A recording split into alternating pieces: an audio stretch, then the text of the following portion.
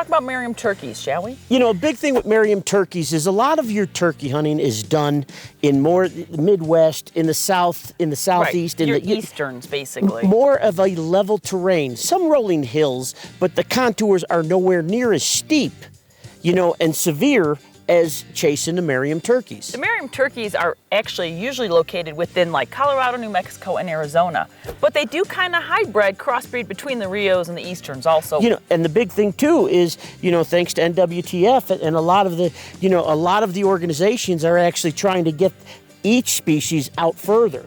Right. So you know, transplanting them not only in in America, but also up in Canada. Right. There's provinces up in Canada, and I want to say there's 14 or 18 different states that have Merriam turkeys in it now.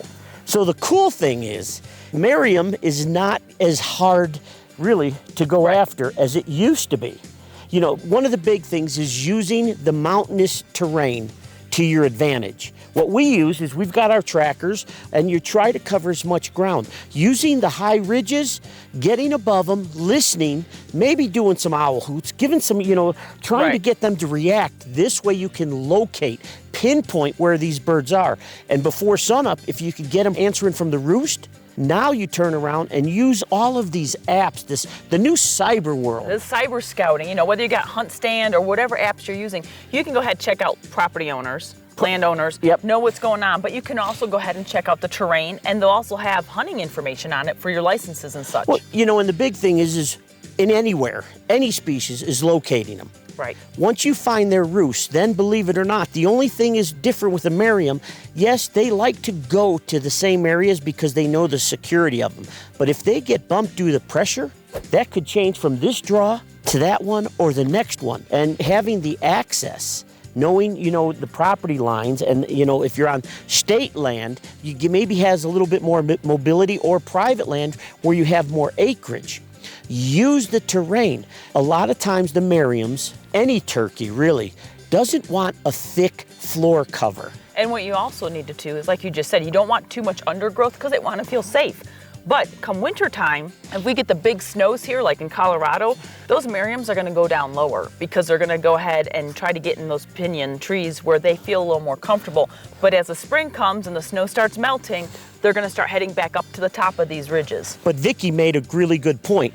And in the spring, we get a lot of crazy snowstorms. Absolutely. Like way later in the season. Oh, yeah. So understand that is also going to change those patterns. So springtime in the mountains is going to be a little bit different than going down in some of the flat plains areas like in New Mexico, where the Merriams may be as well. You know, a big thing too with Merriams is it's a lot of spot and stalking. It literally is locating the bird. The problem is with here is if you're up on the ridges, you're working down at these birds are looking up. Make sure you don't silhouette yourself. Use the actual terrain to try to blend in and move in. Try to locate and say, okay, he's 150, about 200 yards or 100 yards, he's coming. Hunker down. Make sure you're not silhouetted looking up in the sky, because as those birds are coming up out of the draw, they're looking this way. And if you're silhouetted, they're gonna bust you. The Merriams are actually very vocal. They're one of the most vocal turkeys that are out there in the United States. You can go ahead and call and they should reply back, but also with the difference with the Merriam is their white tail tips. Yep, I mean a lot of different in the coloration, which is cool. Absolutely. You know, and one of the things that we really have learned to enjoy about the Merriams is you can actually use optics. And spot them from a long distance off. Because you see that white on their tails. And it's so cool. And you'll watch them and they'll quiver and everything else. But I mean, what's really awesome about it is using our optics, saying, okay, you could see them, 200 yards away. Look at the terrain, use the terrain, figure out how to break those human silhouettes up, break up the movement to get in closer. Turkey's a turkey. I don't care where you go, where you hunt them. Right. You know, they all have the natural, traits of a regular gobbler and hens. So the big thing is learning your locating calls, getting in. Don't overcall them. Let them tell you what they're saying and repeat it. That's all. Whatever that hen's doing, that miserable, old raspy hen, give it right back to her. And then once you bring her, she's gonna walk by you, he's following. One of the things we also use besides turkey calls when we're hunting and our optics, obviously, is we also love the leafy suits because it's going to help you break up your silhouette. Like Ralph was talking a minute ago about the turkeys coming uphill and they're going to skyline you. You have that leafy suit on, it's really going to help you out, especially if you're trying to bow hunt them. You know, and decoys, we're fans of using those strutters early, and as the season starts to progress into it, we might start taking I don't want to be too aggressive with them. No, you don't want to scare them So off. then we start toning it down.